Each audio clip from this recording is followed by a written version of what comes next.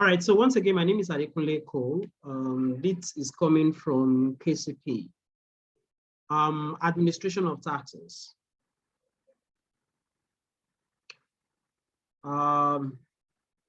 Somebody is raising their hand. Who is that?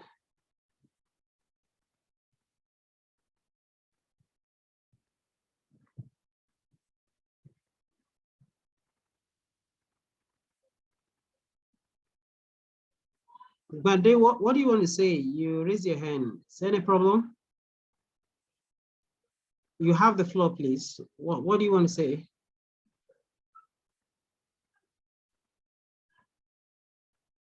Or should I take the raise of hand as an error? Okay, since it's not responding, I'll take that as an error. Okay, so this page further buttresses the fact that the essence for this mentorship is for no other purpose but to bridge the knowledge gap amongst fellow professionals in practice. Under this topic, we'll be looking at the following subheads. Nature of tax administration. In what form do you have tax affairs being administered in Nigeria today? What are the various organs of tax administration in Nigeria? We look at to what extent is FBIR different from the FIRS? What is the function of the JTB? What is the function of the SBIR? What is the function of the Local Government Revenue Committee? The function of the Tax Appeal Tribunals, tax jurisdictions, registration of taxpayers in each state or at the federal government level, then incorporated companies.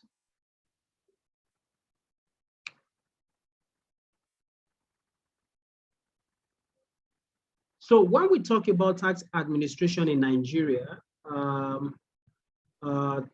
tax cannot be administered without a legal backing. And why do we have tax affairs in Nigeria? Government, among so many responsibilities they have, looks inward into how these responsibilities will be financed. And tax collection is one of the major ways of financing the various functions and responsibilities of the government. But the government has constituted in not only the executive arm, the legislative arm, and the judiciary cannot discharge these functions without reconstituting another group of people who would then be saddled with the responsibility of the tax collection. So under the executive arm, you have the following group of people or group of administrators that we'll be talking about today. Basically, various tax authorities in Nigeria are saddled with the administration and collection of different types of taxes. But it is one thing to collecting the taxes, it's another thing to considering what are the various taxes that are collectible. You will recall that in our previous class, we actually outlined some of these taxes that could be collectible into two different groups. One is the direct tax and the other is the indirect tax. The direct tax are said to be those taxes that the burden of payment is actually directly borne by the payers. And in this respect, we looked at personal income tax or the PIT. Then we also looked at the company income tax, education tax, and other forms of taxes that have this direct implication. Somehow, technically, you can level some other groups like the stamp duty tax and the CGT, because these taxes can directly be borne by those who pays it. But I need to be sure that we are good on something. I want to be sure that we are good on something. What is the difference between PIT and payee? Recall I said that PIT and payee are examples of direct taxes, right? What is the difference between PIT and payee? Get me the time ahead. Maybe the entire mind, maybe the pillar. Be waiting. Know the story now. What is the difference between PIT and payee?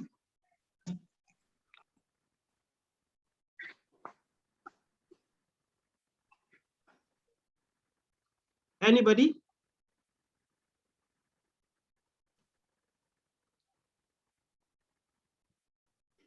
Oh, Adeni is saying that payee is on the taxes under PIT. No, that's not correct.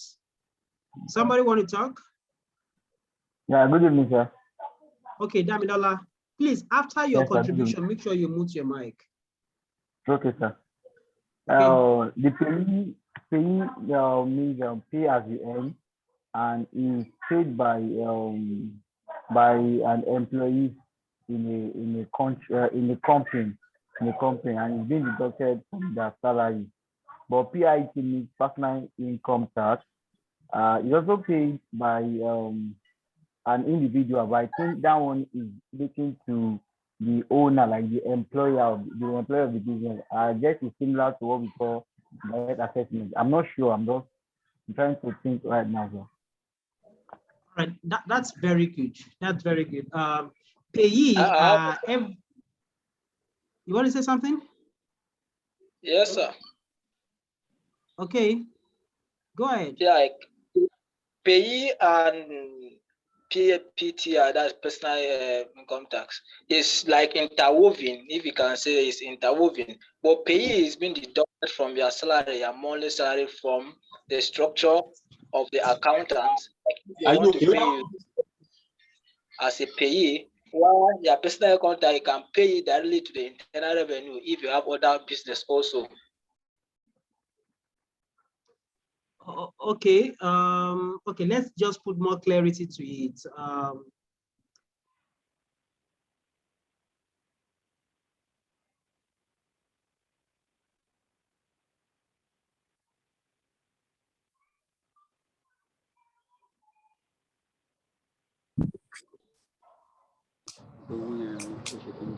Nature actually have certain responsibility relating to taxes.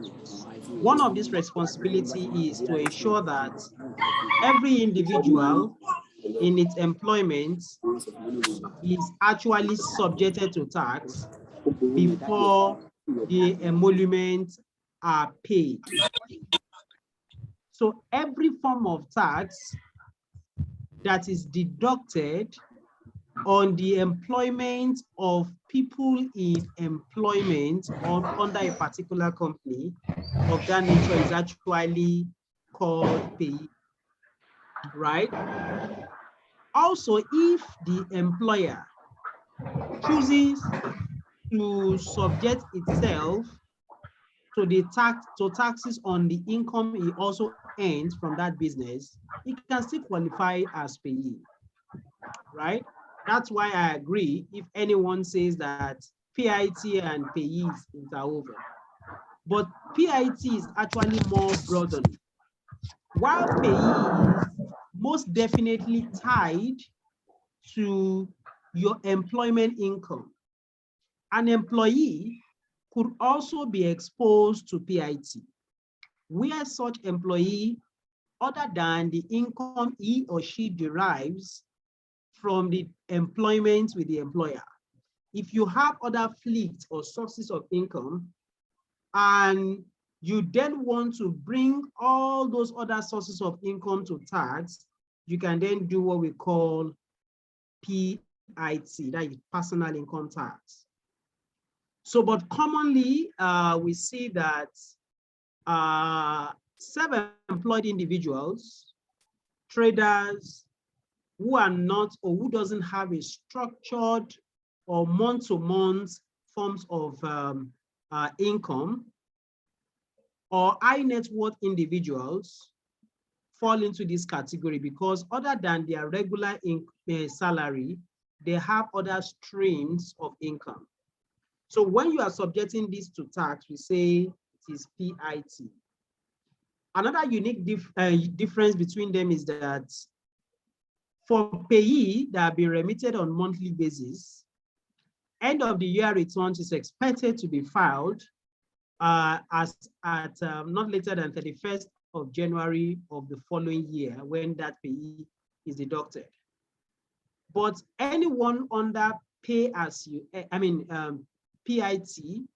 may not necessarily pay tax per time when the income was earned, but rather they will wait till not later than 31st of March of the following year, and then put all these streams of incomes together, file the returns via direct assessments or self-assessment returns, and expect that the tax authority will subject it, will raise an assessment based on the disclosures that he has made, and the taxes will be paid.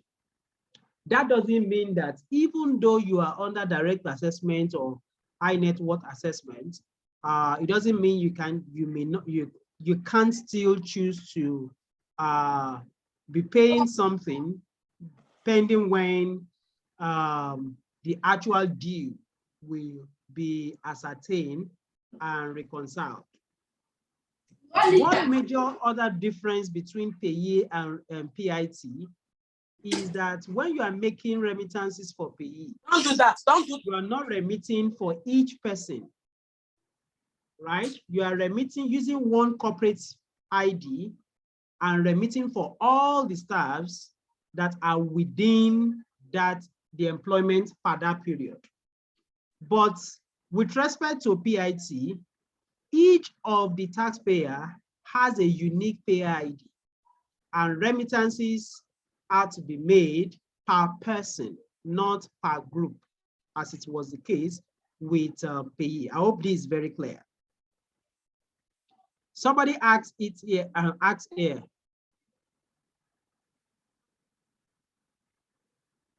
Can a business owner enroll under payee with the employee? Of course, I've just explained that. Yes, you can.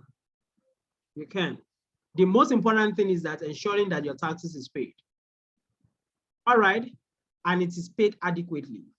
So back to this payee and other form of taxes, the ones in addition to the direct ones I've mentioned, the indirect ones, the value-added tax, which are the one now, other transaction taxes that may not necessarily be, the burden of which may not necessarily be borne directly immediately by the person who makes the payments, are administered by a certain group of administrators. This group of administrators are then grouped or subgrouped into three because they represent different interests or arms or levels of government. The one that represents the interest of the federal government is called the Federal Inland Revenue Service. Please don't misinterpret these to be Federal Board of Inland Revenue. They are not the same, right?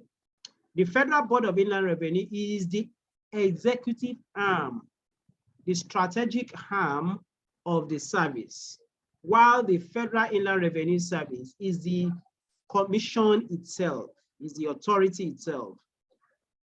Then at the state level, we have the State Board of Internal Revenue, which is the executive arm. The commission itself is called the State Internal Revenue Service, while the last one is representing the local government level of government is called the Local Government Revenue Committee.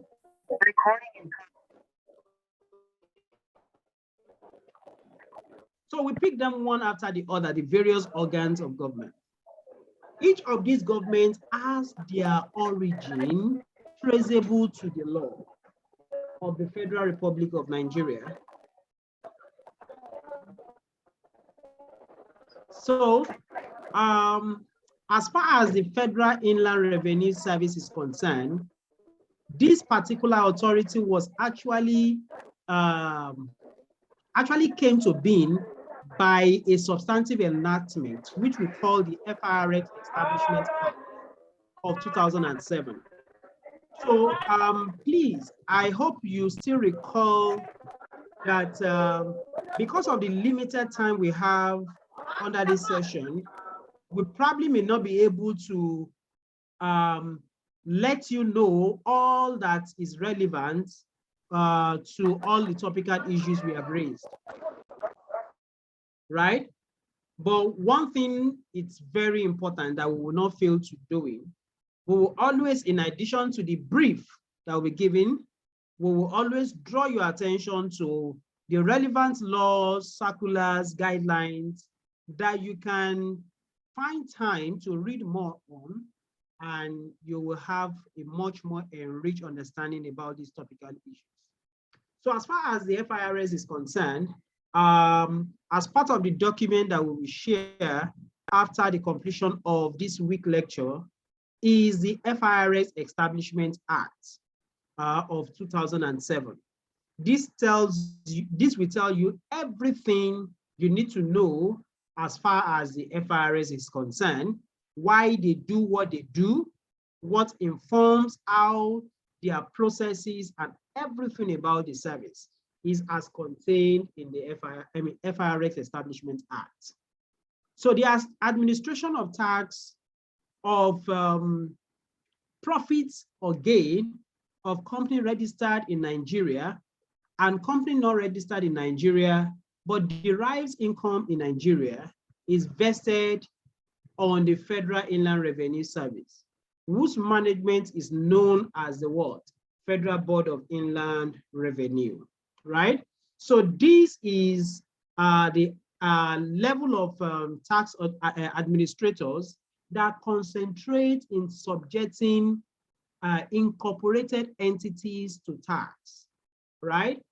Right? Please note, remember that when you are putting a legal entity behind your businesses, you may choose to register business as a business name.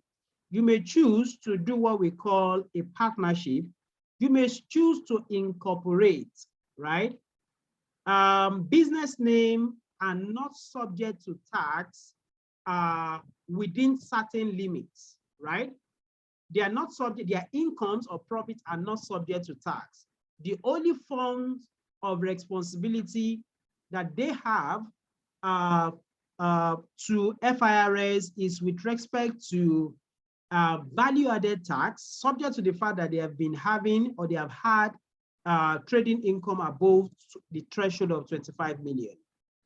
And should they at any point have incorporated entities that are in service to them, before payments of such payments is made, they will ensure that withholding tax is being deducted and remitted to the FIRS. So my point is this, that business name and partnership business don't pay income tax. So that is one of the advantage of actually putting up a business name as a form of business or partnership, because whatsoever gain that you made as a business is not subject to tax. However, it may be subject to tax in the hands of the owners. That would then be the concern with the state internal revenue service. Please, we find out that a lot of people mix this together. We've also had instances where accountants of various companies who are business names or who are operating under a business name or under a partnership are wrongly advising their clients to remit their withholding tax to the FIRS. It should not be. If you by mistake remit such withholding taxes to the FIRS, you cannot claim the credits.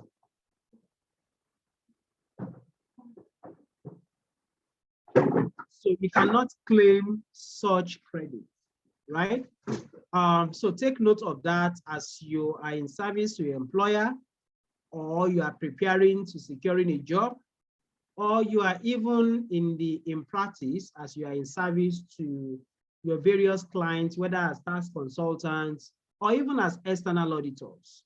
When you are reviewing your books, watch out for this and ensure that you advise the client, or you pick as exceptions where taxes that are due to state had been wrongly remitted to the FIRS, or the ones that are due to the FIRS has been wrongly remitted to the state.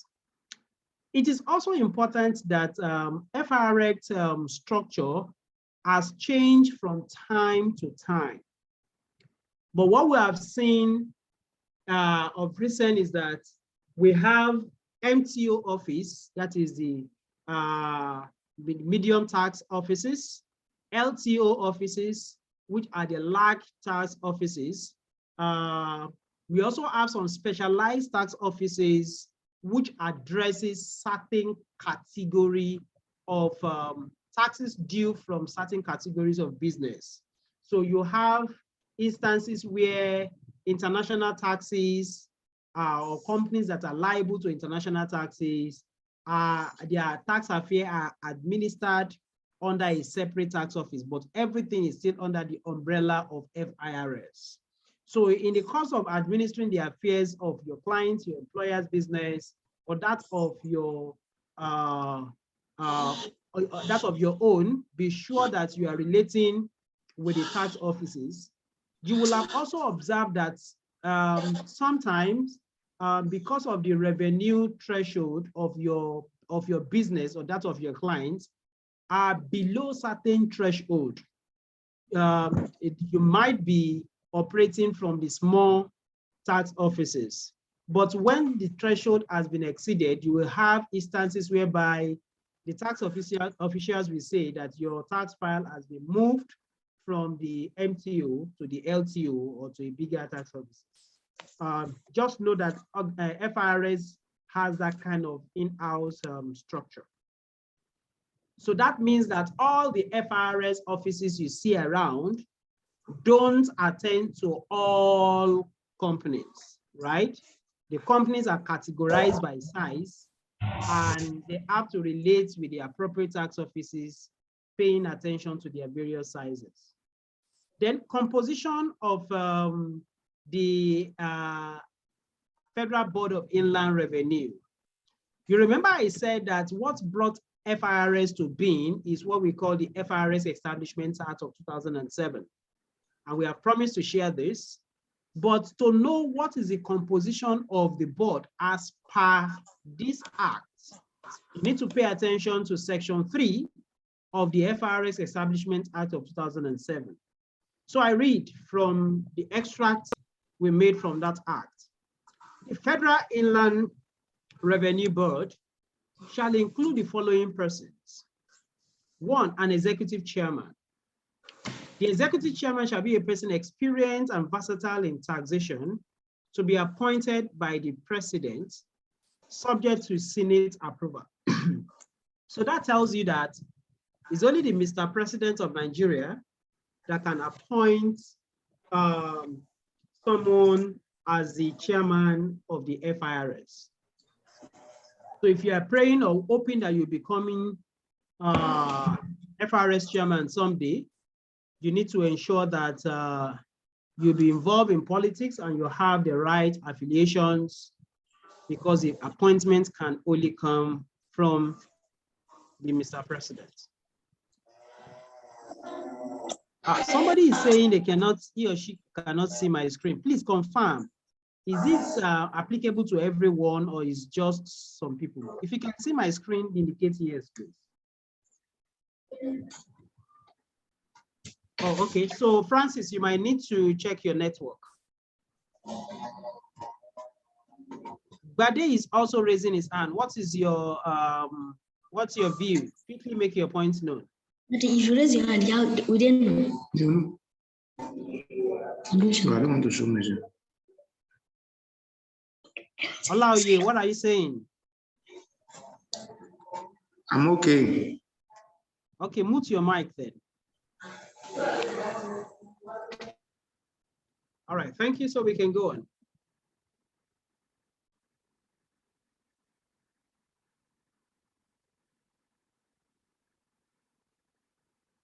I think one or two more people are still having concern on the screen.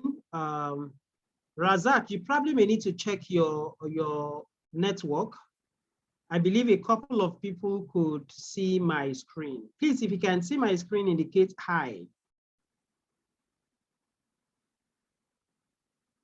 Also, Razak, you probably may need to check your network, please. Okay.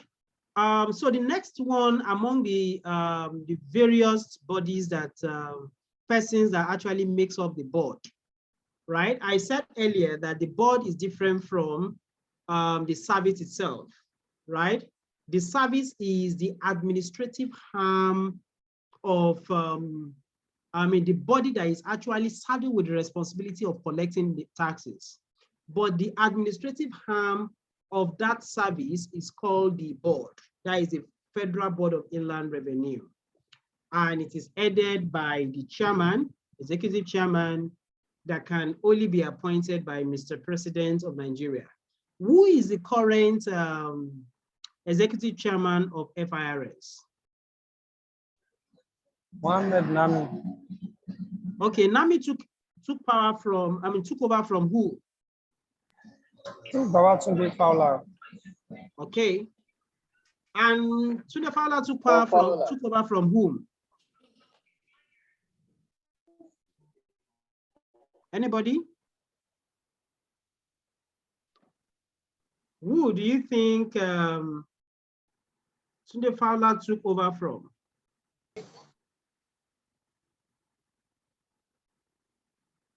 Hello? No idea, sir. So it's an assignment for everyone. This is my first assignment to you all in this tax class. All right, so let's go on. So a second one is a member of each 6 geopolitical zones experience with the tax laws to be appointed by Mr. President. You will bear me witness that political affairs of Nigeria is actually administered by dissecting the whole company into 6 geopolitical zones. And the 6 geopolitical zones in Nigeria are the North Central, the Northeast, the Northwest, the Southwest, the Southeast, and the South-South. I want to be sure that you are abreast of the representations of states that fall under each of these political zones, right? Can somebody give us an example of regions in Nigeria that fall under the North Central? Kwara State is a non-central. I think Abuja is a non-central. Okay, what about Northeast? Bauchi. Northeast, right? Yeah. Adamawa State, Yobe State. What about Northwest? Kano, Kaduna, Katsina. What about Southwest? Ekiti, Ondo. Ogun State. Southeast? Lagos. Lagos. South-South? Cross River, Port Harcourt, Cross River, and Akwa Ibom. All right, so you know why you need to know all of this? Because even if, as you acquired relevant skills in this practice, you never can tell whether you are a potential candidate that could represent your own geopolitical region. Sure, you understand? So you need to know if you don't have direct contact with Mr. President, you need to be able to be actively involved in the politics of your own geopolitical zones, such that someday, if it's one of the areas of your interest, you could be appointed into this board. The governor of the central bank is also a member of the board, and the governor is expected to make its relevant contributions as taxes may impact its industry. Representative of the Attorney General of the Federation is also a member of the board. A representative of the Minister of Finance, not below the rank of a director. The Group Managing Director of the NNPC or his representative, who shall not be below the rank of a Group Executive Director of the corporation. The Chief Executive Officer of the National Planning Commission or its representative, not below the rank of a director. So these are some of the ones. There's still some other ones because of time. For you to have the exclusive list of this composition of the board, you definitely will need to make reference to the FRX Establishment Act. I'm sure quite a number of us are aware of the composition of this board, but never knew what or where the source of the board emanates from.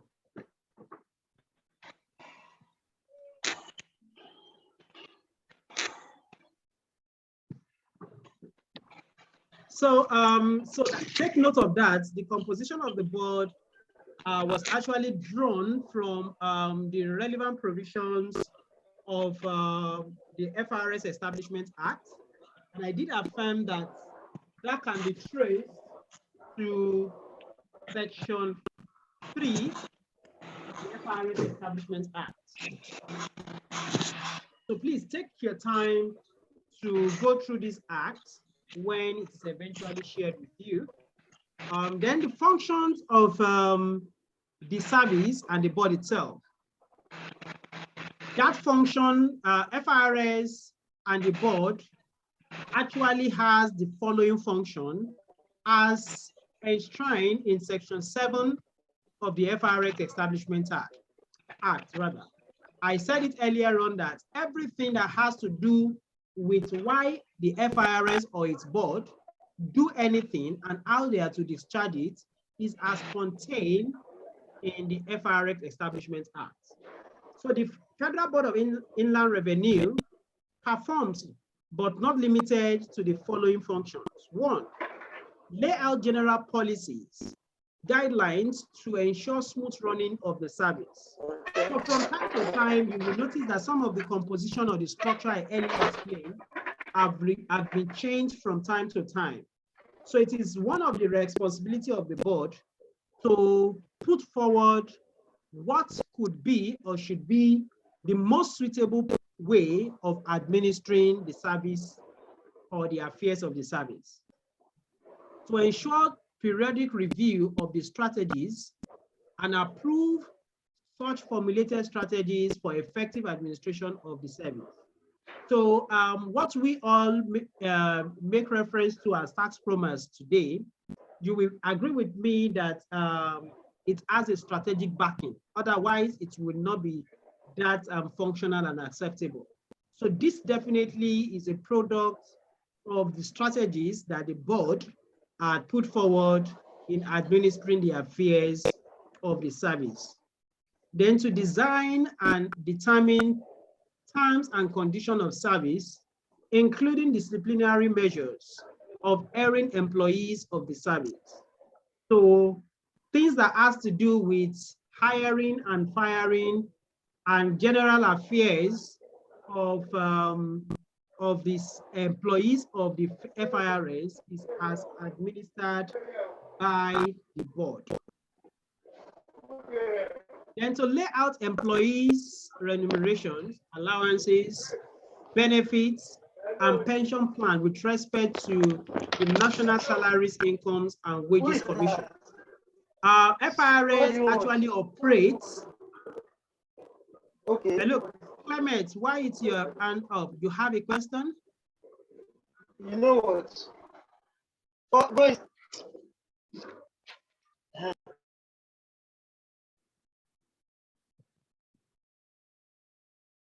The attendance link has been shared. Please ensure is on the chat box. Please ensure you click on it and update your attendance. Attendance is very key throughout this mentorship semester.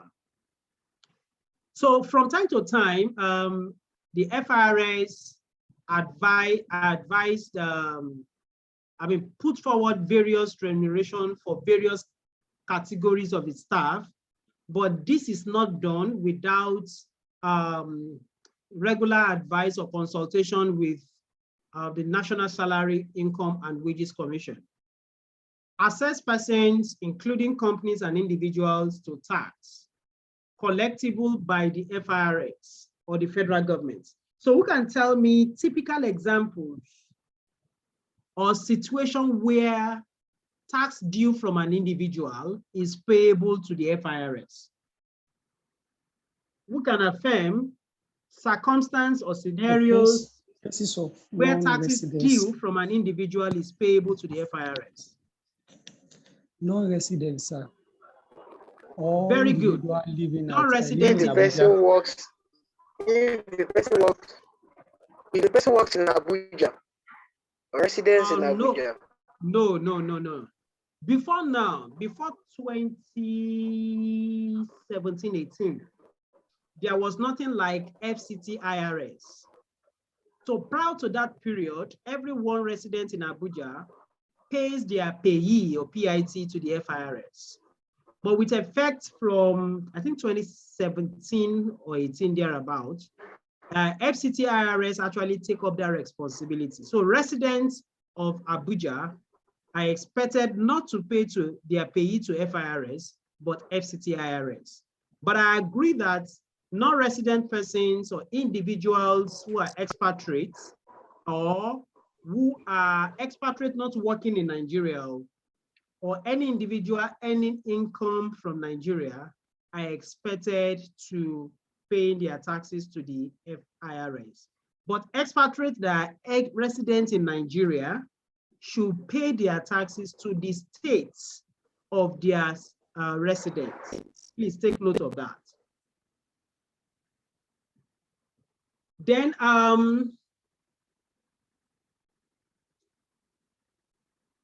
of course, the policemen and the armed forces still have their deductions due to the FIRS.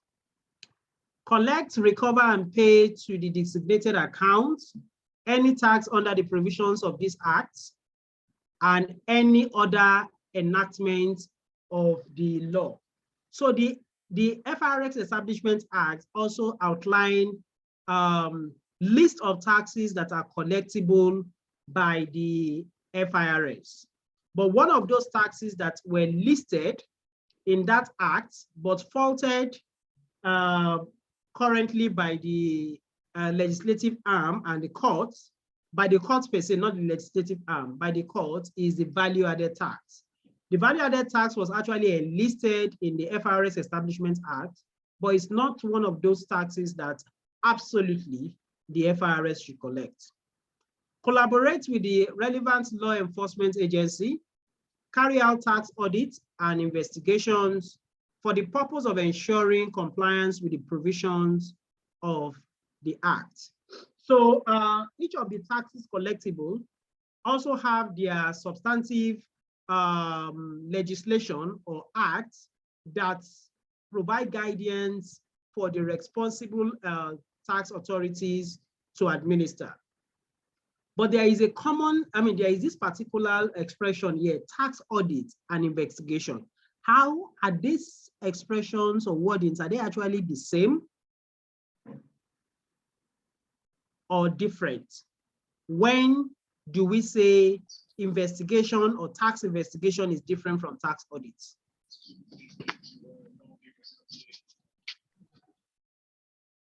Anyone? If they are the same, indicate. But if they are not, tell us the differences between them. Because I feel that you should know this. We can use. Go ahead. Go ahead. Yes, we can use the term tax investigation when the FRS noticed that there's tax evasion. Okay. But when there's no notice of tax evasion, then the other one is just tax audit. Okay, a number of things has been done in practice which were actually wrong. When okay, I have a there contribution. is, okay, go ahead. So I think tax audit is done to actually see that maybe a particular entity or a company comply and pay correctly that tax due.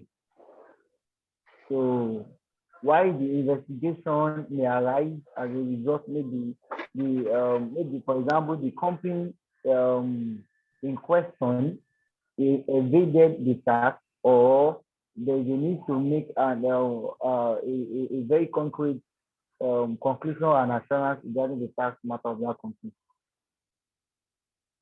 Okay, so at what point do we say there is aviation and investigation could be conducted?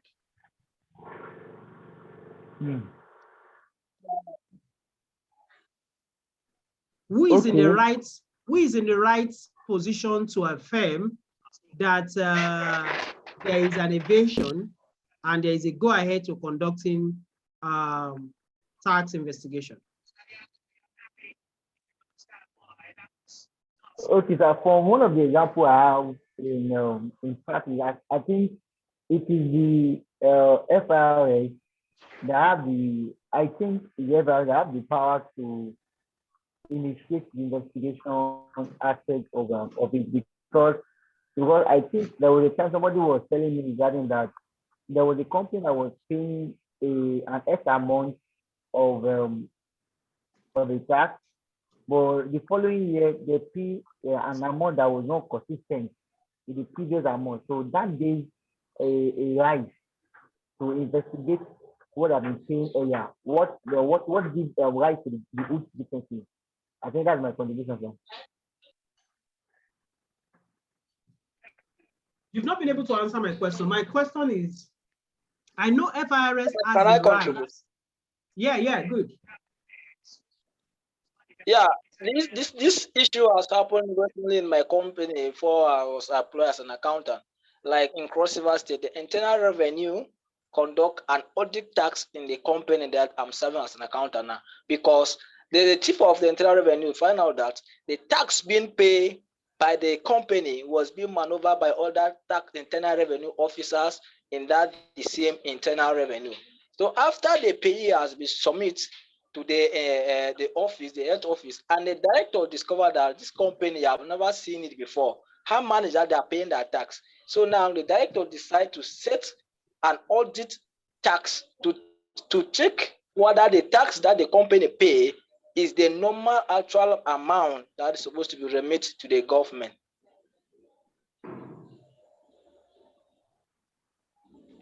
So in their notice, did they say they want to do tax audit or tax investigation? They say tax audit. Okay. If they say tax audit, correct, no problem. But I think Khadija, there is a noise from your background. sorry.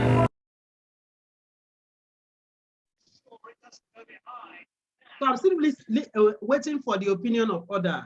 Under what circumstance, because this is germane, and we need to look out for this in practice. Under what circumstance or what could happen before tax investigation can be conducted, and how is it different from tax audit?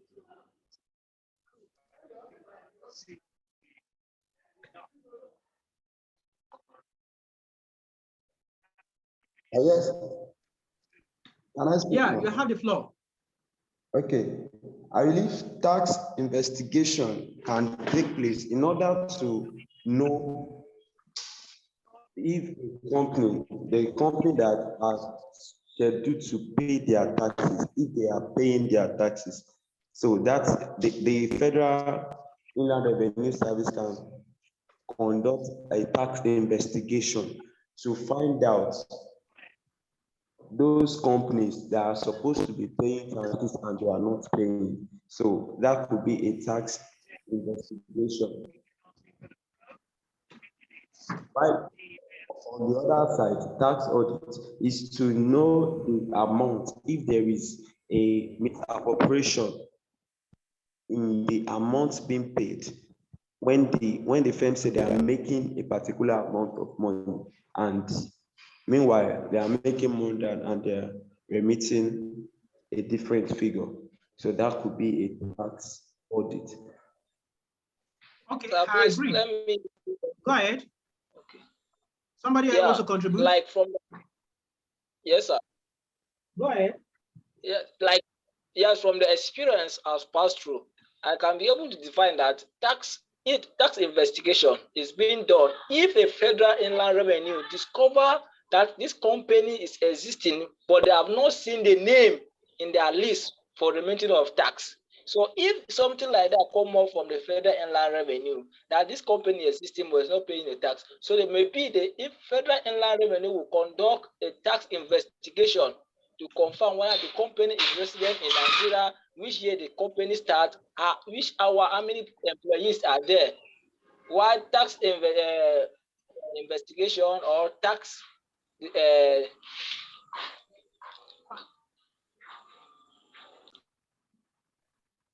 Okay, so in response to you, what they are to do when they find out that a particular taxpayer has not been responsive is tax audits.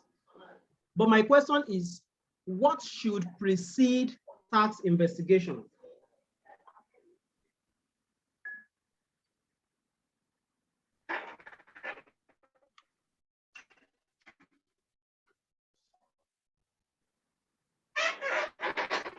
Hello, sir. Can I try? Oh, yeah, go ahead. Hello, sir. Go ahead. I think it's compliance check. I think they do a pre-audit review, if I'm correct. Hello? Go Hello, ahead. sir. I can hear you. Hello, sir.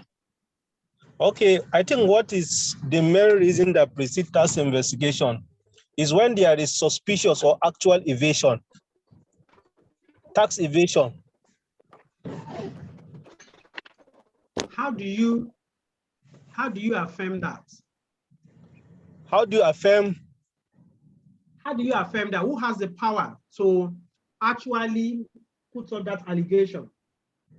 Well, the FIRS, the Federal Inland Revenue Service, maybe by directive of the chairman of the service, through some maybe report, that intelligent report that they have received that has to do with tax evasion, either actual or suspicious, they can direct the service or the inspectors of the service to go and conduct tax investigation based on the intelligent report they receive. I don't agree. Any other contribution?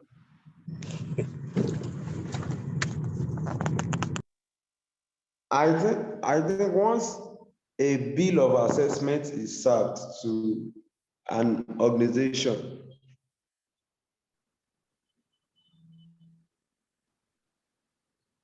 I don't agree too. Any other contribution? Hello, sir. Yeah, go ahead. I think when FRS conducted tax compliance or compliance check to a company, like to know if they find VAT, withholding tax and the like. So the outcome of the reports, so we not determine if there will be tax investigation or not. Thank you. I don't agree. Any other contribution other than what has been said thus far? Yes, sir. The question again, sir. Yeah? The question again. I said, what should happen? What should happen before FIRS can say, oh, I want to conduct tax investigation? Well, I think probably the company didn't file their return with the FIRS, and they would have tried to meet or to reach them before conducting the investigation. I still don't agree. Hello, sir. Hello, sir. Hello, Yeah. can you hear me? Hello. Yeah, I can hear you. What I'm just trying to say here is, when there is suspicious of fraud, you understand, that may lead to tax fraud, that may lead to tax evasion. And you know, tax evasion is a criminal offense by the taxpayer. So once the service has suspected fraud or misrepresentation of the financial statements, the FIRS or the Inland Revenue Service can constitute a team that can go ahead and conduct tax investigation on the taxpayer. As good as your point sounds, I still don't agree. Okay. You know why this point I decide to take my time on this is because as accountants, tax consultants, and professional per se, we should not just encourage or accept any sheet that is thrown at us, right? You remember I said that what outlined the responsibilities of the FIRS is the FIRS Establishment Act. Do you understand? And I agree that the Act, as part of the functions of the FIRS, it outlined that yes, FIRS can do tax audits and they can do tax investigation, but it did not tell us what are the things that should occur before they will say, I want to do tax audit or tax investigation.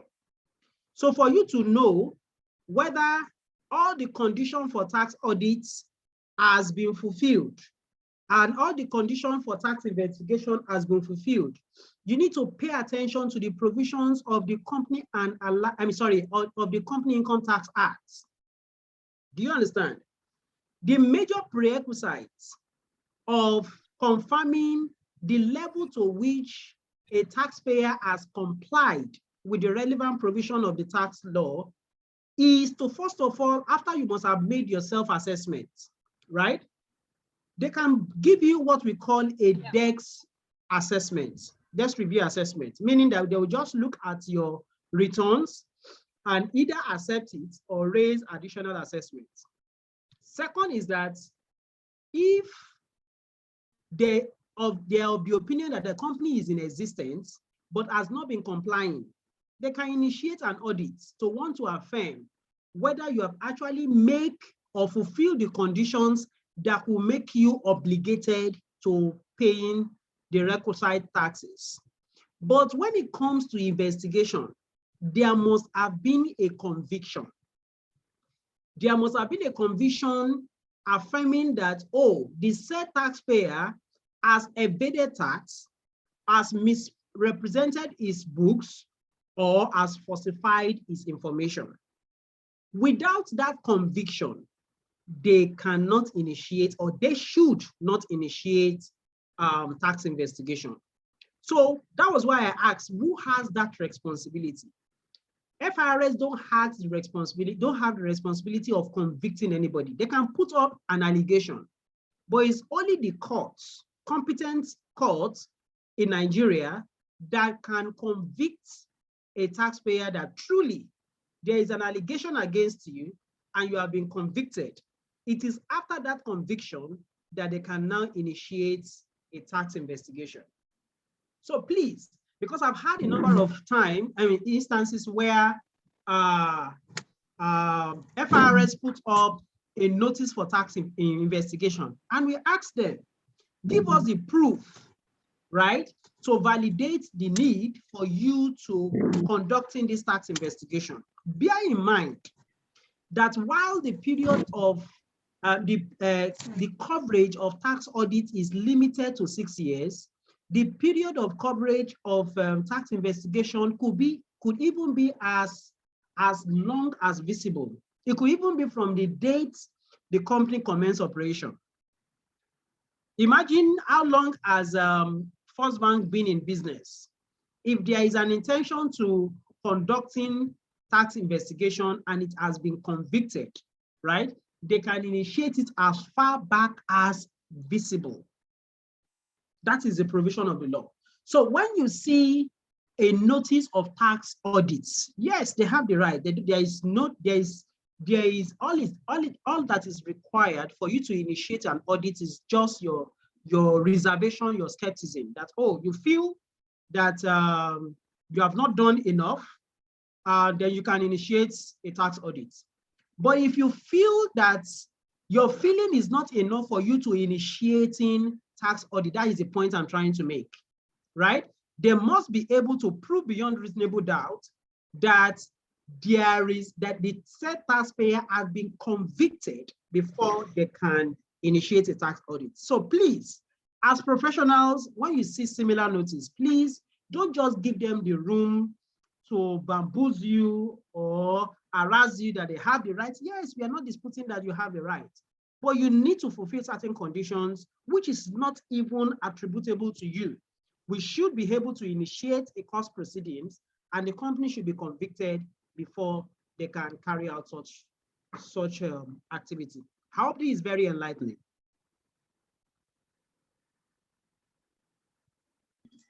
I hope this is understood. Sir. Yeah. Hello, sir.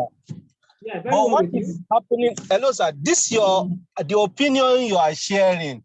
Is it also backed up by the tax law that there must be conviction before a tax investigation can be instituted? Exactly.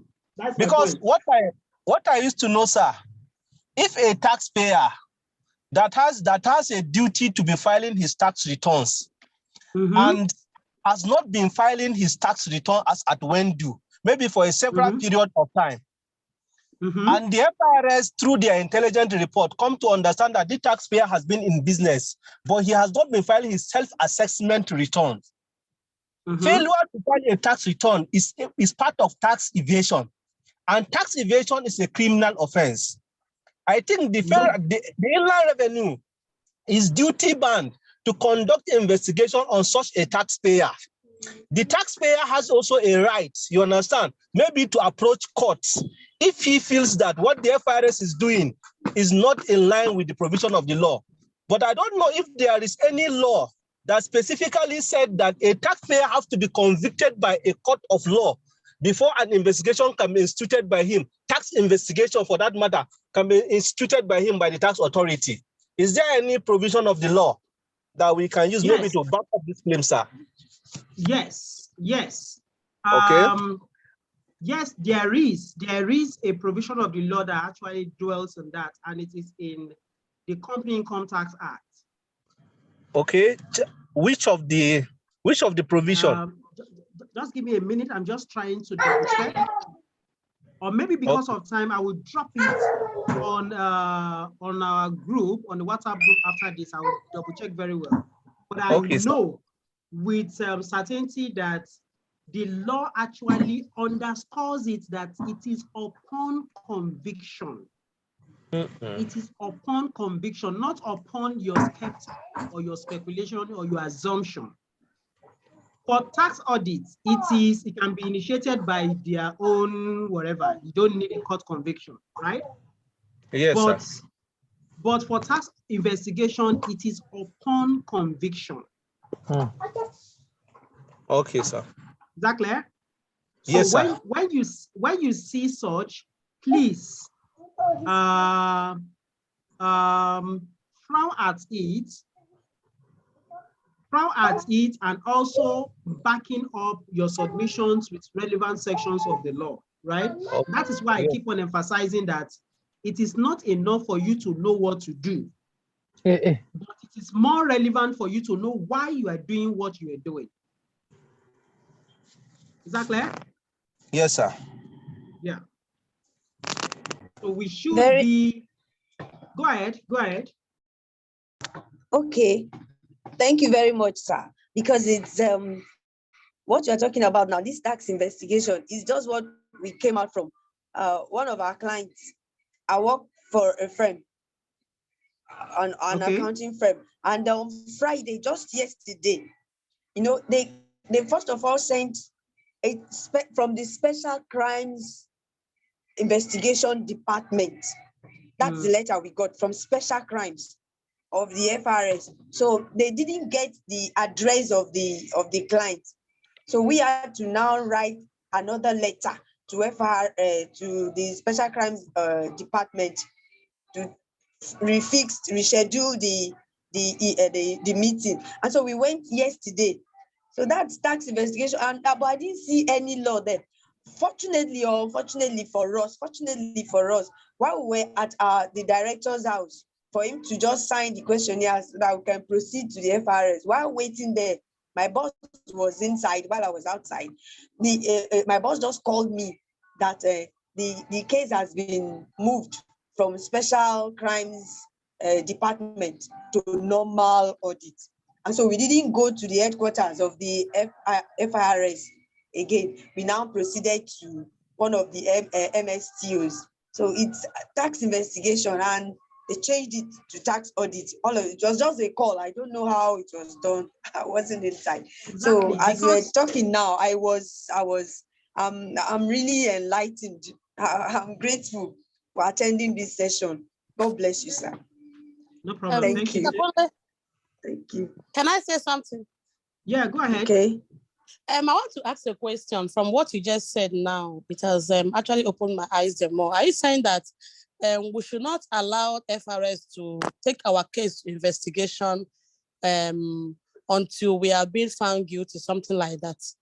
Yeah, because the law actually says that the taxpayer, I'm so sorry, the section just failed me now. The taxpayer, but I will find it out and share it on the group. The taxpayer must be convicted. It is upon conviction. You understand? Because what happens here is that most often is when a taxpayer is proving stubborn, maybe after they have written you severally and maybe you didn't come up with the documents they are requesting for and all that, they will refer your case to investigation, or where an assessment has been raised and you did not pay as when due or based on your undertaking, they will refer the case just for them to force you to come and pay. So I'm just hearing this for the first time. Now, when you have not paid what you ought to pay, they should refer your case to enforcement, not investigation. Okay, it's enforcement, but here they use investigation. Yeah, it is enforcement. That is, they've raised an assessment on you and maybe your objection is not substantive enough, then you can move for enforcement. Okay. Not investigation. The word investigation is very, very powerful. Okay. Another area again is that where there's an audit, where audit has been conducted, and at the end of the day, it resulted in maybe what FRS does is to ensure that you utilize all your credit notes. And if you fail to maybe after the end of the audit, and there's still an unused credit note left, and you submit it to the FRS chairman, they will refuse to accept that and maybe further refer your case to investigation to double audit you again to be sure that there's actually a credit note left. Is that allowed by the law? Yeah, that is allowed. You know, unfortunately, our law did not put a limit to the number of time they can do tax audits.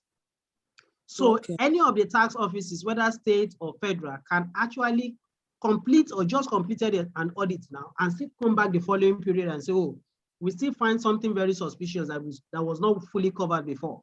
Yes, so that can be done.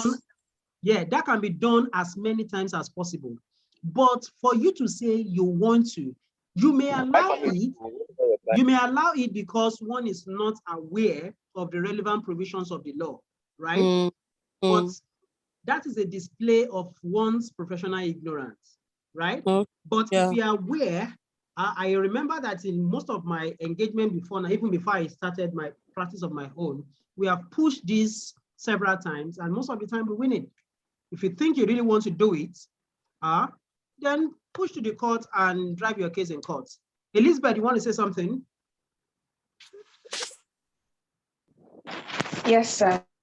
The network cut me off when you were explaining initially. Please, can you go over the explanation? Just run through it, sir. Thank you, sir. Yeah, for which one now? For the concept of investigation, right? Hello, I want to know what. Yeah, tax audit and tax investigation. Okay, so what I said earlier. Okay, tax audit. Okay. What I said earlier is for tax audits, the only and the main condition to be fulfilled is just for the tax officers to perceive within themselves, and it is highly very subjective to saying that, oh, XYZ has paid tax adequately and ABC has not paid tax adequately. Do you understand? So, and in doing the tax audit,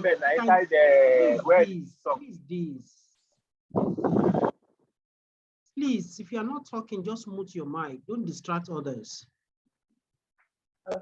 Hello, sir. Timothy. Yes, sir. Do you want to make a contribution, or is just a noise from your background? Yes, I want to have a question, sir. Okay, go ahead. Sorry. Okay.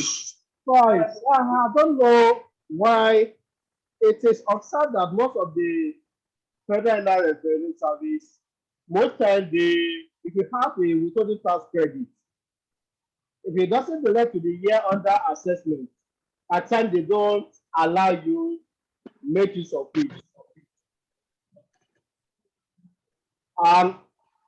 The situation over the year is fine. When you tell them they will told you that fine, you can't make use of the withholding tax credit, which is not meant for the year under the year they were probably doing the tax audit or whatever. So is there any law backing that up?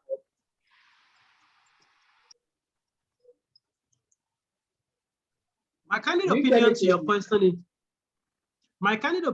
question is, that you know that withholding tax is not a separate law in its own, right? It is just an abstract of SITA and PITA. Okay. So, and the time value of money for taxpayer, ordinarily we would not have wanted to actually encourage. I mean, we would not have wanted to even pay withholding tax at all. As I'm speaking with you, please mute your mic if you're not talking. Shagun, the noise is coming from you.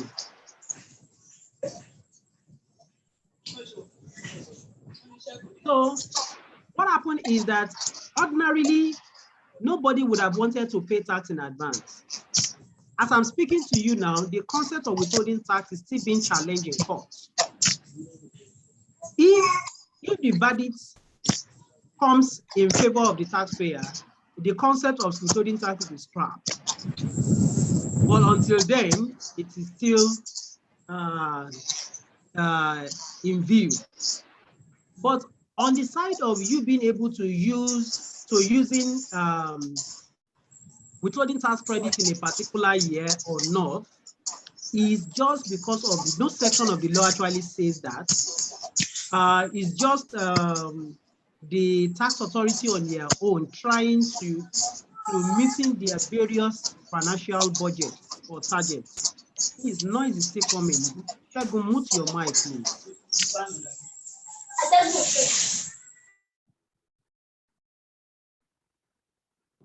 All right. So it's just for FRS to be able to meet their various targets or budgets. That is why they are putting one policy or the other, restricting taxpayers from being able to utilize their tax. But sometimes I would say that this action or inaction is also due to the negligence of some of the taxpayers and their consultants, because there was a window that was made open and everybody who has tax credits then, unutilized ones, were expected to have gone to FRS, the relevant offices, and reconcile and update their tax credits.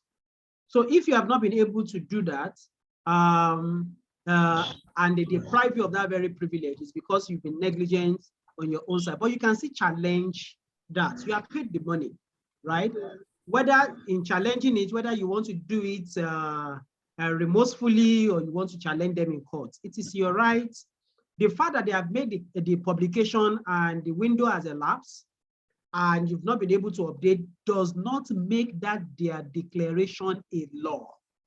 What should be binding on everyone is the law, not the fact that FRS has made a declaration and you choose not to, you failed not to meet those deadlines. No, you can still challenge that. And I don't see any competent courts ruling that out, right? So that's my take on that. But the most important thing is that let's do the right thing first and make sure that we review every relevant sections of this law to be sure that we are abreast of the relevant thing. It is not out of place when you have a tax case or an issue and you could not remember the various or the relevant section of the law, but you can take your time to reviewing it. That's why we'll be sharing those laws to you. Reviewing it and be sure that you've been able to stumble on the right section of the law that actually supports your case. Is that clear? Any other questions before I go on? Yes, thank you. Any other question before I go on? Anyone? Hello? Yeah, go Hello? ahead. Yeah, good evening, sir. Go ahead. And good evening, everyone. I actually posted a question on the chat box. I don't know if you can respond, sir. Okay, what is the question? I think that should be the last. Okay, that is Francis saying, for tax Yes. investigation, can a company be investigated upon a petition by, no, the law says conviction. And the only institution that has the right to convict anybody is the courts. So even if there is a speculation or somebody made a whistleblowing, right? Or FRS presume that they got information from a whistleblower, it is not enough, right? You may allow it because you are not aware of your rights. Okay. But if you are aware of your right, the law says you should be convicted before you can be investigated. Oh. Even in police, just talk about regular case of what happens. Until when the courts pronounce you guilty, you are still a suspect. Yes. Yeah. Yes. So you can be a suspect penned down for investigation, but that investigation process cannot be initiated until you are convicted. Okay. Well, it's clear, very clear. Thank you. All right. So can we go on now? Sorry, sir, please. I would like to clarify something. Convicted in what way? Like you have been proved guilty of, evasion of convicted that you have been evasive, you have put forward the wrong information, or you have falsified record. Do you understand?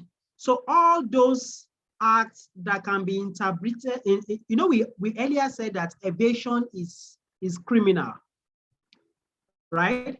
Before you can be convicted that, oh, you have been involved in evasive acts, or any act that actually shows that all that you have represented before is not correct, or otherwise, there must be a conviction. FRS cannot just sit down at their own corner and say, I feel, or they are of the view that you have not done the right thing. It is not enough.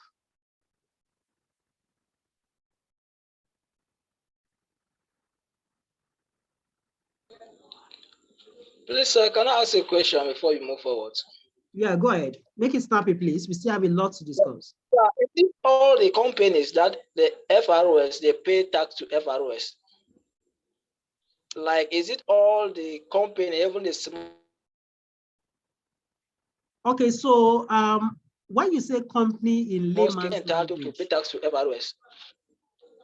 when you say company in layman's language, we are even referring to business names, partnership, and incorporated entities. But those that are liable to FRS to paying taxes on their incomes are only those who are incorporated. Do you understand? And you know that even within the space of incorporation, there are still different categories. There are some that are incorporated and limited by guarantee. Those ones are not liable. Do you understand? So you need to look at the context. But all business entities has tax agency responsibility, even if you're a business name. So that is why you see that business name are still, provided they have had revenue above 25 million as of today, they are expected to still charge VAT and remit. That does not make them being responsible on their own profits or gains responsible to FIRS. They are not.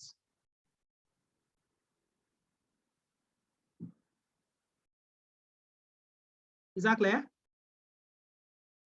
It's clear. It's clear, sir. All right, so let's quickly go on. I promise I will find out that section. It just fails me now, very unusual.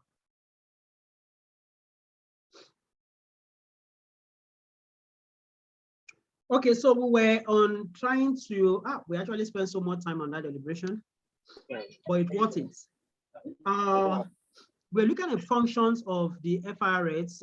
They collaborate with the relevant law enforcement agency, carry out tax audits and investigation. I've tried to clarify instances or conditions that must be fulfilled before investigation can occur, right? So, and please don't be intimidated if any FIRS officials says we send it for investigation. What? Don't be intimidated. You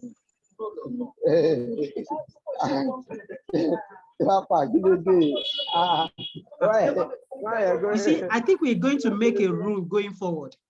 Anybody that make noise or distract us unnecessarily, we will have to delete the person totally from this training.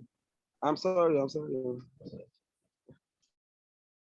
So also on that, adopt measures to identify, trace, and seize property or proceeds derived from tax fraud or evasion. Yes, they have those rights. Educate general public on the latest amendments on the provisions of the tax laws and the benefits of tax compliance. Of course, they have those responsibilities. So perform other functions which in its opinion are necessary to ensure efficient execution of the provision of the law. Of course, as far as they are doing that within the reasonability tests, it's very welcome. So those are part of these few things you need to know, but that is not all about FIRS and its process. So for you to know more about that, please, you definitely need to pay attention to the relevant provisions of the FIRS Establishment Act. Then you need to pay attention to each of the enabling acts that empowers the administration or the taxability of or collectability of certain taxes. You need to do that with paying attention to CITA. You need to go through the PITA. You need to go through the VATA, that is the Value Added Tax Act. You need to go through the Stamp Duty Act. You need to go through what's that act again? PIA, Petroleum Industry Act, and all of those relevant substantive enactment that back one form of tax or the other. Please, you agree with me that by the time you go through all of these and you know them and you can make reference to them when the need arises, it doesn't mean you have to cram everything. Know them. When you have come through a case and the case repeats itself, even though on the spot, you might not be able to recall the section, but you will be convinced that that section actually exists to get to what they are saying. Then you can then take time out So go and make your reference back and be able to come up with a much more substantive provisions. Then we look at the State Board of Internal Revenue. That is the executive arm of the State Internal Revenue Service. We have established that this is as per state. Francis, there is a noise from your background. We have established that each of the states in Nigeria, including FCT, is expected to having their own internal revenue services. Lagos State as is, Oyo State as is, and every other state in Nigeria has theirs. So taxes collectible within the ambit of this region of tax authority are as contained in the various tax law. If you look at each of the tax law, it will actually specify who has a right for collection, right? And if you check through Peter very well, Peter actually specified that prior to 2017-18, sorry,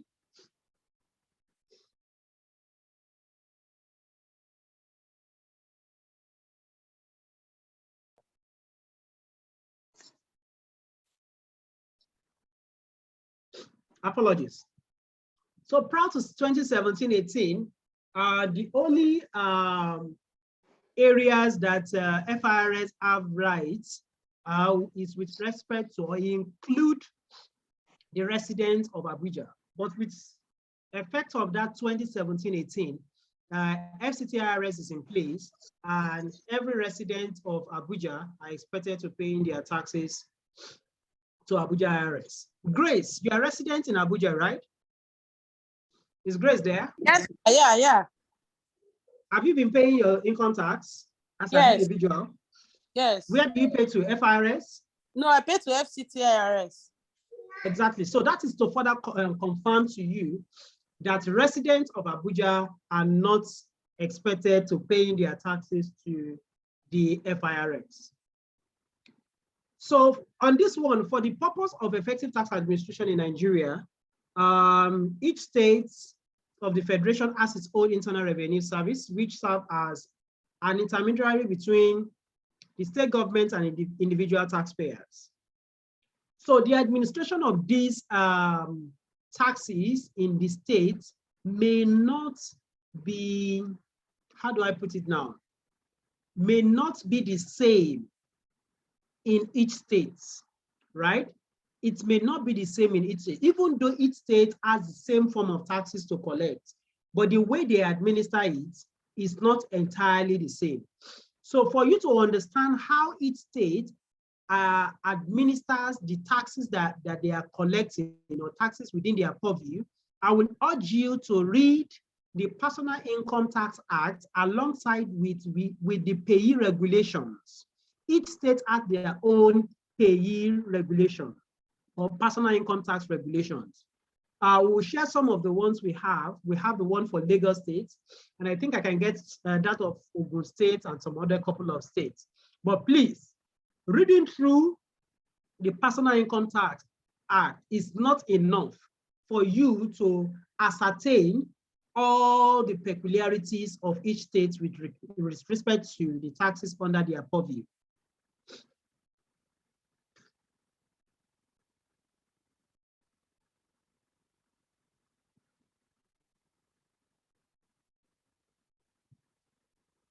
All right, so composition of the board is the executive chairman, who is a person experienced in tax and a member of the relevant recognized professional body appointed by the state governor.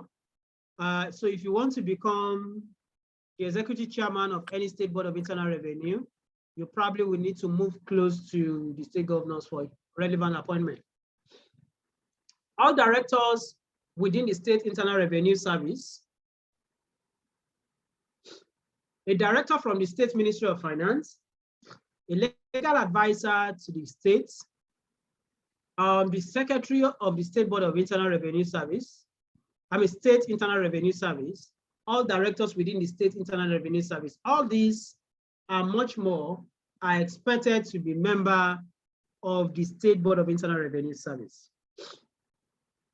The quorum for any time the Board of the Internal Revenue Service wants to hold their meeting, the law requires that you should have a minimum of 5 members on seats, right?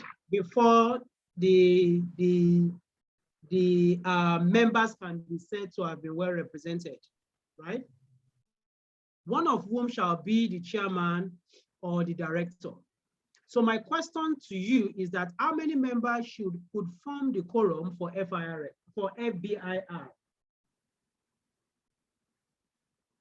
It's an assignment for everyone. So function of the State Board of Internal Revenue to ensure effective and adequate collection of taxes and penalties due to the state, to educate the general public on changes in the provisions of the law and the importance of paying tax. Making necessary suggestion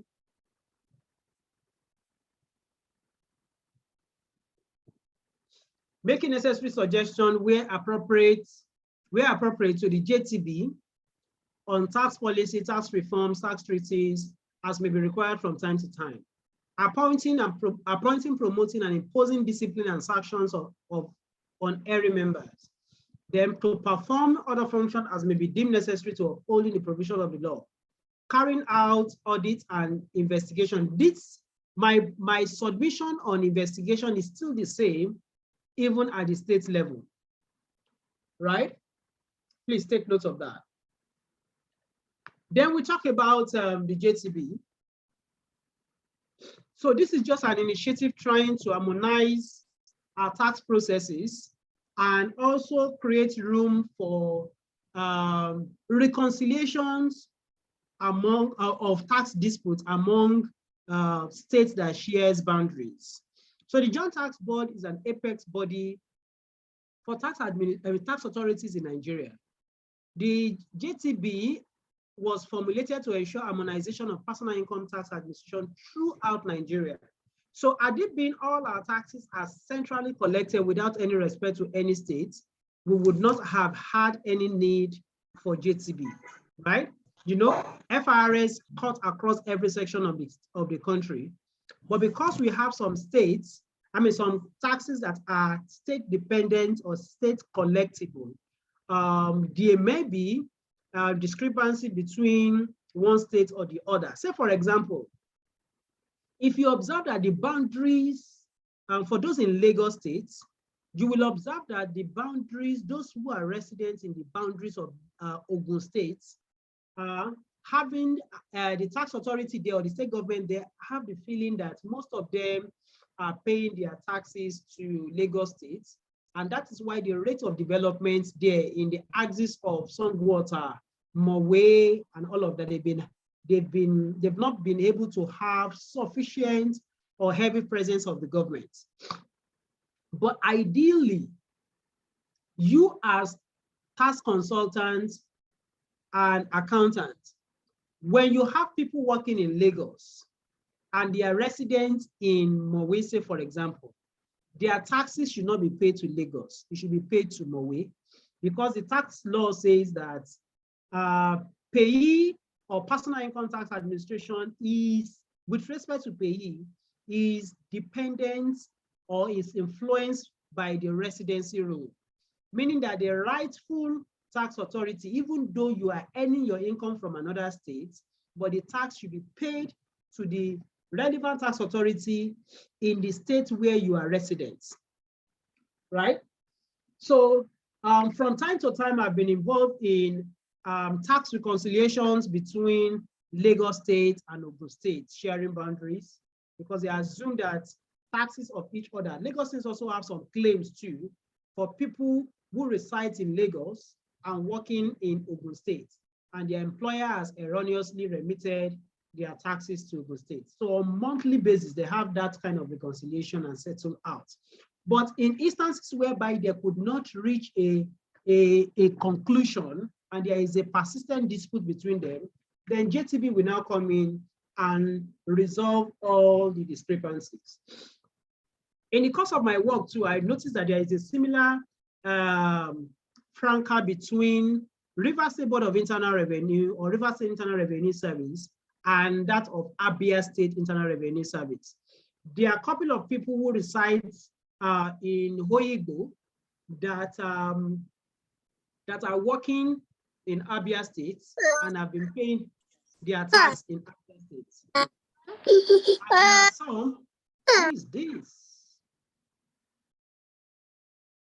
And there are some that have been residing in the axis of Aba, but working in what do you call it? River State, and have been paying their taxes to River State.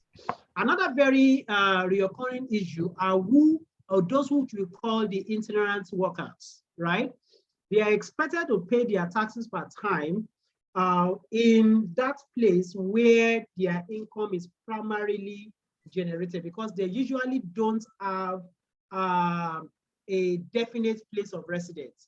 But there are provisions in the law where an individual may have more than one place of residence, but they are not itinerant workers. So the law is very clear on that. It said the rightful authority will be that which has, will be that which is in the principal place of residence of the taxpayer. And the principal place of residence of the taxpayer is determined, or to be determined, by where are the families of the taxpayer, where are they actually located. The issue of principal place of residence is actually peculiar with the rig workers. You know that the rig workers, most of them, say for example, they are residents in River State, their families are in River State, but they are on rig as far back as far as Bayelsa. So do we say is the Bayelsa Internal Revenue Service that should collect their tax, or is the River State Internal Revenue Service that should collect their tax? Some of them will have a place of residence in Bayelsa, and they will also have a place of residence in River State. So the law is very clear. It says that where you are on the first day of the tax calendar year, that is not an hotel, is deemed to be your principal place of residence. Other ways to actually identify your principal place of residence is where your family actually resides.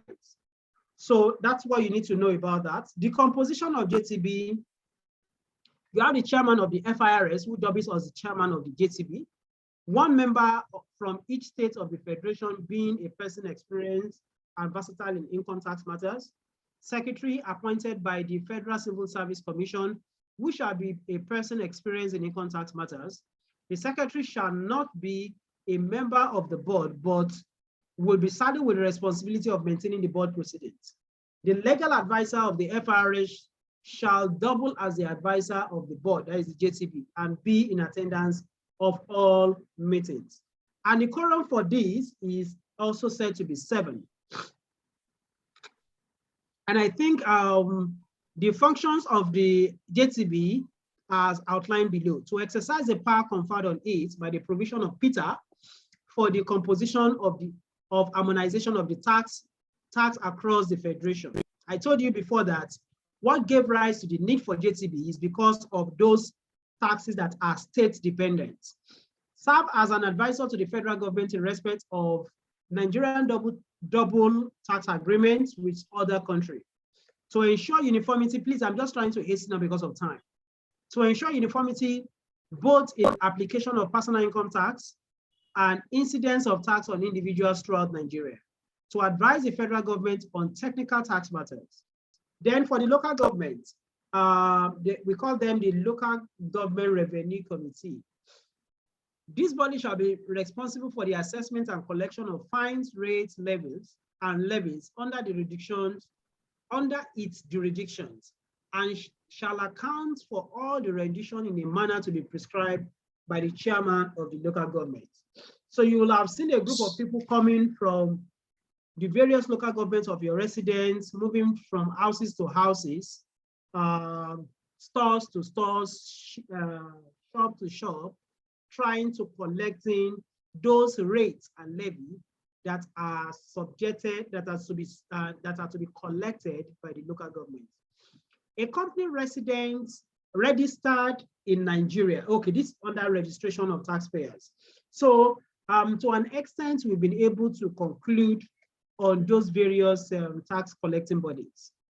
Now let's talk about registration of taxpayers. The way you register taxpayers for income tax purpose is not the same with that of for FRS purpose, right? The state purpose or procedure for registering income taxpayers is not the same for FRS purpose. So, but what you need to know is for you to be able to be, for you to be formally registered, say for example in Lagos State, you need to put up an application stating that you are willing to be registered as a corporate taxpayer and affirming that you have employees in employment. You attach a schedule that will show the names of people in employment at that time. You attach the evidence of your certificate of incorporation or certificate of business name registration. And you will make the submission to the LRS. Then you will thereafter proceed to what they call the e-tax. So generating, before now, the government will actually, LRS will actually generate that particular corporate tax ID. That's what we call it in Lagos, and send it to you. But now you are expected to go through the e-tax and generate the corporate tax ID. That is for the company itself, while each of the members or staff that are on the employment part-time are also to proceed to the e-tax platform, or the employer or their consultant can do it for them, generate a tax identification number, which we call the payer IDs for the individual. So for the individual, it's called the payer ID, but for the company, we call it the corporate tax ID. So if you then want to, for some other states, Lagos State adopt almost the same approach as in Lagos State. Ogun State, I mean to say, adopt almost the same thing as that of the Lagos State. But some other extreme states may not necessarily put up a formal way of registration, but it is not out of place if you put up a formal letter. The good thing behind putting up a formal letter to notifying them when you start up a business and when you start to having that obligation for that remittance is that should they want to level you or conduct a tax audit on you, that period that you had notified them would then be served as a take-off point. So it's good for you to formally notify them that your company is in existence and you are willing to be registered as a taxpayer. Where you fail to do the notification, please be aware that you may be sanctioned, as it can be taken as a way to actually evade tax. The procedure in FRS is quite different. And I'm also aware that the approach in some of the various regions is also slightly different, right? So, but the basic thing is that irrespective of where you are, if you are registering with FIRS, you need to fill up a questionnaire to be sent through your letterhead for the company, appoint a tax consultant, fill up what we call the taxpayer update form, and fill up what we call the taxpayer registration form, as well as the VAT registration form. So attach all your various CAC documents to it, and attach the copy of the valid ID card of at least one of the director, evidence of utility bill that corresponds with the address on your CAC or your letterhead. So you put all of that and you submit it to the right tax office. This, in summary, will be a way to actually get your company registered with not only the state, but also the federal. So I think I've put this forward. I've been able to explain all of this. Then let's now come to a very important area, which we call the Tax Appeal Tribunal. The FRX Establishment Act also recognizes the Tax Appeal Tribunal. Section 59 of the Act makes provision for the establishment of the Tax Appeal Tribunal to exercise its jurisdictions and powers, as well as authority conferred on it.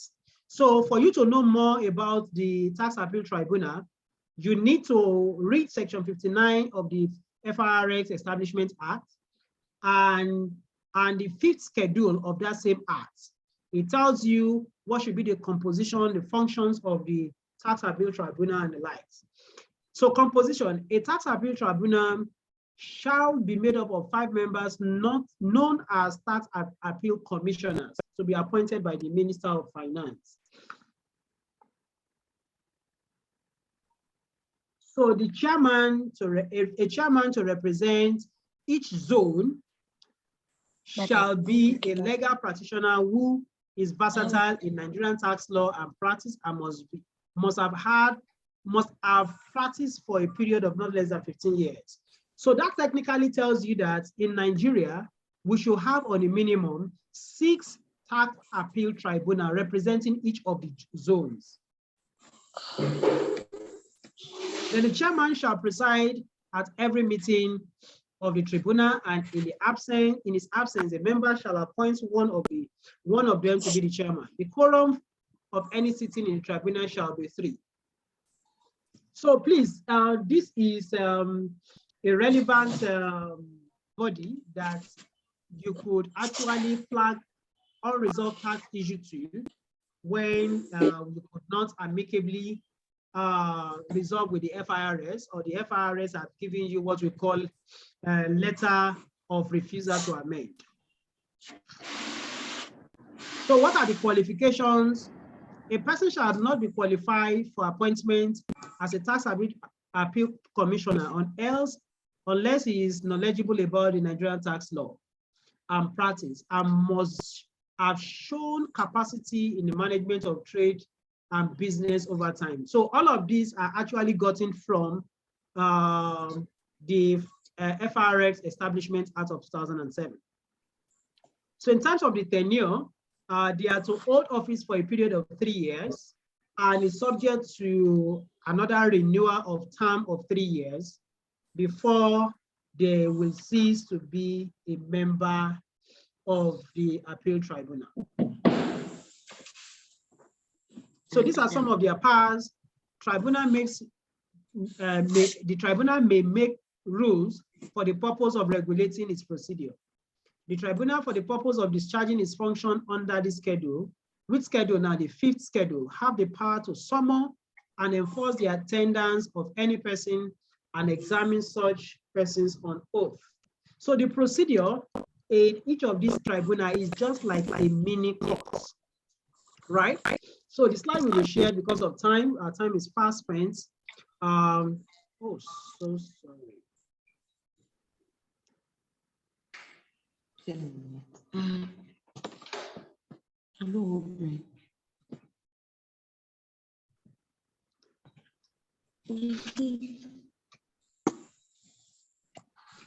All right, so and the last on their function is any proceeding before the tribunal shall be deemed to be a judicial proceeding, and the tribunal shall be deemed to be a civil court for all tax purposes.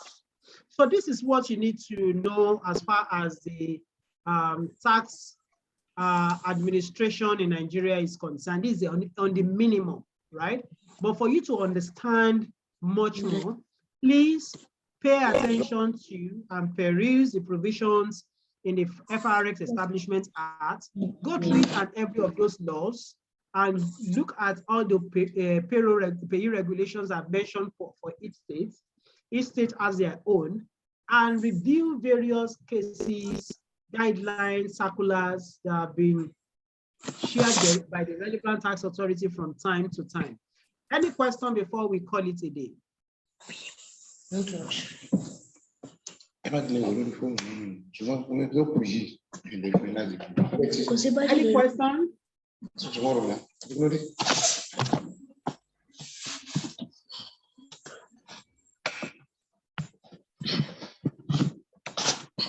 Any question from all quarters? Which questions has not been answered, or which area do you require clarification?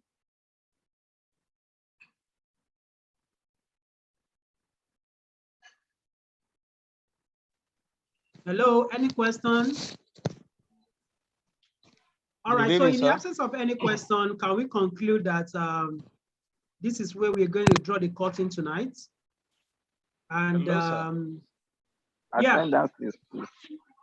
Akitayo is speaking, sir. Okay, go ahead. Please, I dropped a question on the chat box with respect to Finance Act 2020. But I don't know, maybe it's not a question that you want to take this evening. Please repeat it. Repeat the question. Sometimes I just focus on my slide. Yeah. I don't look at. The question is actually on that 25 million revenue and below that was in the Finance Act, that companies that make 25 million and below should not pay tax. Now, my question is, the 25 million they are referring to, is it in 1 year or in independent year? Take, for instance, in 2019, you make 25 and below, you won't pay tax. In 2020, 25 and below, you won't pay tax. Continuously like that until when you make above 25 million, that you will pay tax. Okay, first of all, I want to start it from the Finance Act of 2019 that actually bring this issue of 25 million rule. So you agree with me that the first account that was imparted by that Finance Act of 2019 is 2019 accounts, provided the annual returns has not been filed before the rule of the 25 million come to play. So if you want to know whether on your 2019 account, whether the 25 million naira rule applies, right? You will look at in that your audited account of 25 million, in that your audited account of 2019, do you have up to 25 million there? If you have up to 25 million there, that it means indefinitely you have met the threshold. Okay. But if as at that period, all you had is 21 million, it means you have not met the threshold. So by the time a new accounting year starts in January, you are starting from zero again. You are not accumulating it. Oh, right? Okay. So if all through 2020, you did not meet that 25 million threshold, it means you don't have the obligation. But if during the year you met the threshold, then you are not only binded by SITA to paying tax in line with Section 40, but you are also binded by Value Added Tax Act. So make sure that invoices issued thereafter must be vatable. So how do you keep track of this? It means that if in the previous year you did not meet the threshold, by the time a new accounting year starts, you need to be keeping a schedule of your revenue month by month so that you will know when you actually met the threshold. And the moment you have met the threshold, it doesn't matter whether in the subsequent period you did not meet the threshold.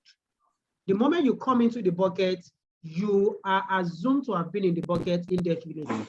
So you can't say, oh, I met it in 2019, I did not meet it in 2020. I met it in 2021, I did not meet it in 2022. It's not applicable. It's just once and for all. Thank you so much for the clarification, sir. All right. Any question again? Yes, sir. Regarding the question you answered, could that not serve as a loophole or a situation or a condition where a company will try to avoid tax or evade tax by splitting the activities such that they will never meet that threshold just because they don't want to pay tax? Between me and you, every rule always have its own pitfall. Every law always have its own lacuna. Unfortunately, it is the lacuna in this law. But I tell people that for you to tell one lie, you need at least 7 other lies to perfect your records, right? My advice to people is that you need to be straightforward in your dealings. If you have met your threshold, go ahead. But it is not also out of place for people to saying that, oh, for their own financial planning, if they had 7 departments in their organization, they can then decide to say, oh, I want to go and institute or register or incorporate 7 different companies because I don't want to meet the threshold, right? It is their own, but by and large, that is what the law says, and it has to be followed to the latter.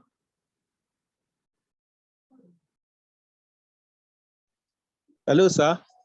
Yeah, I'm with you. Sorry, I just want to add to what you have said about the threshold. That this our colleague here was asking of whether the taxpayer will window dress their account so that not to meet up with the threshold.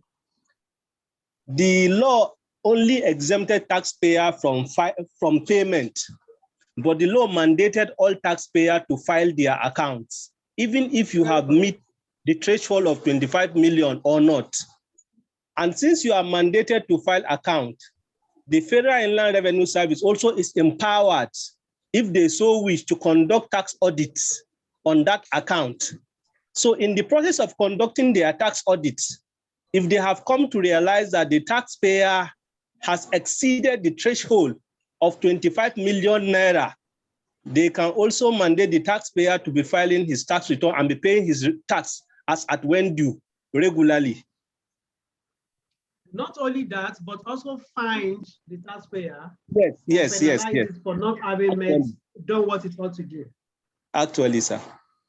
Thank you very much. Thank you for your contribution. Yes, sir.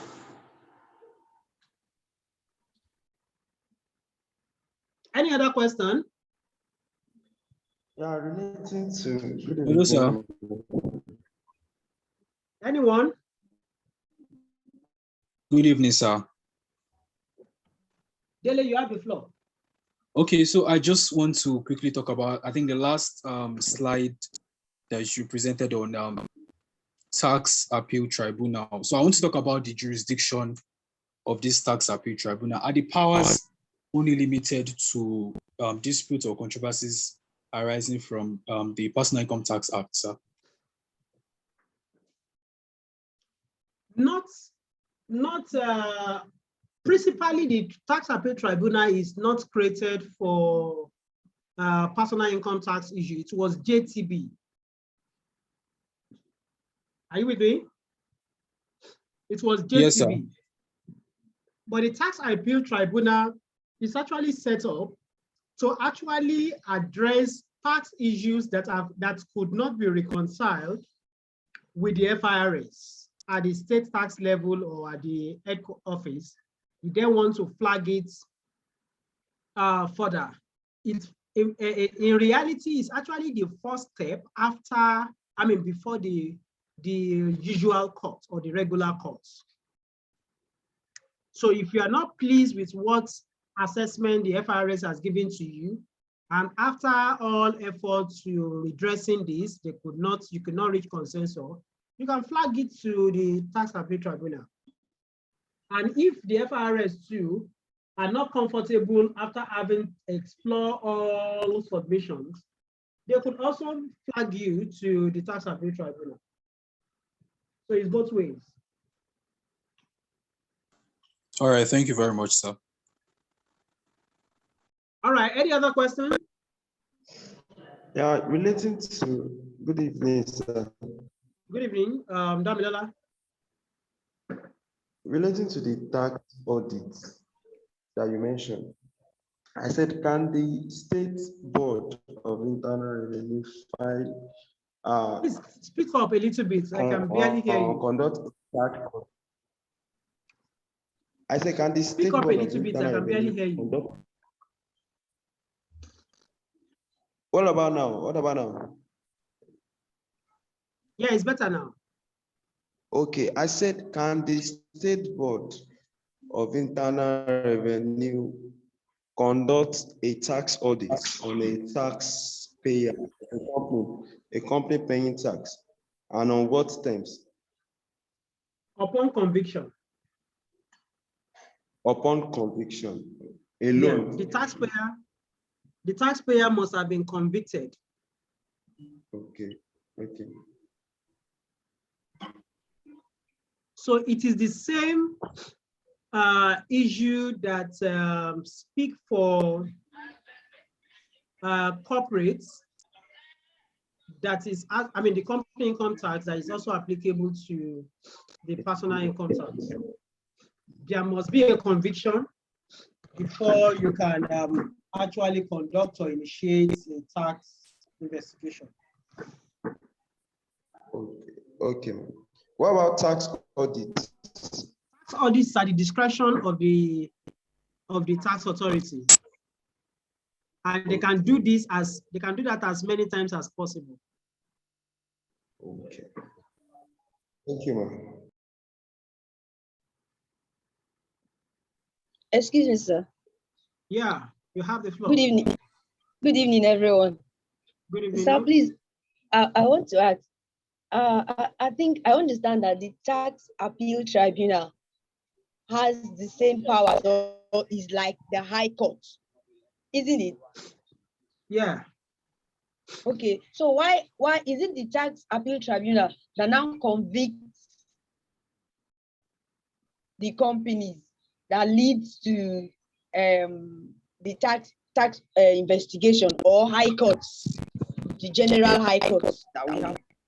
I don't understand. Who does the conviction? Is it the Tax Appeal Tribunal or High Courts outside the accountancy profession? Okay, so if you recall when I was making the introduction of the Tax Appeal Tribunal, I did say that they are like a civil court. It is not a regular court. It is just a court that is meant for exceptional issues. And the reason for this is that we don't want to overburden the regular court so much on issues that could have been addressed. Do you understand? So that is what gave rise to that. So when it comes to issue of conviction of a, the issue of conviction is more like a criminal matter, right? Because it's criminal in nature. The Tax Appeal Tribunal will not be able to making that conviction. It is a regular court that will make that conviction. Okay, I understand now. Thank you. Yeah. If you look very well, you will notice that this our work is almost becoming like that of a lawyer. Yes, it's true. It's true. So you need to have some knowledge of level law, of regular training and understanding of law. Yes, yes. It's true. Thank you very much, sir. All right, so any question again?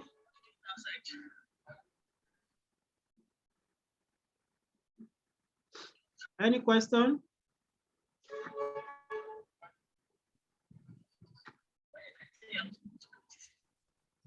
So it is my honest view that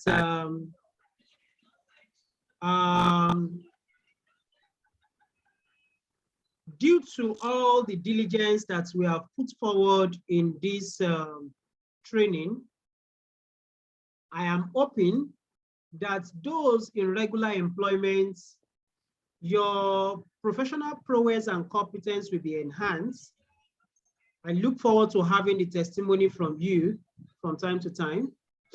Those seeking for job, I hope that you will have been equipped before or towards the end of this training, requisite insight that could help you in getting your desired job.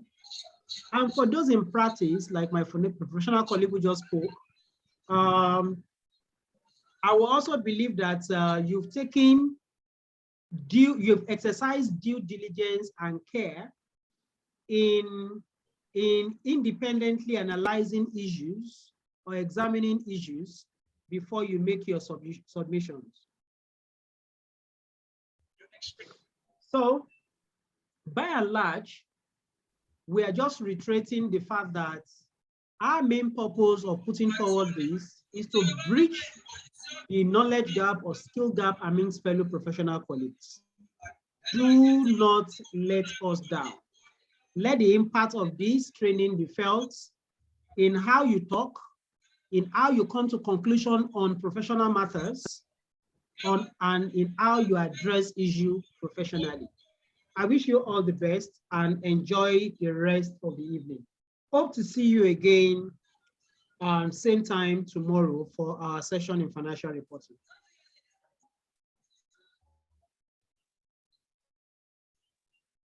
All right, good night, everyone. Good night, sir. Thank you.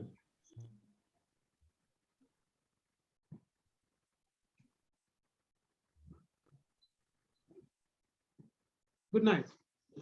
Please ensure you fill your attendance sheets.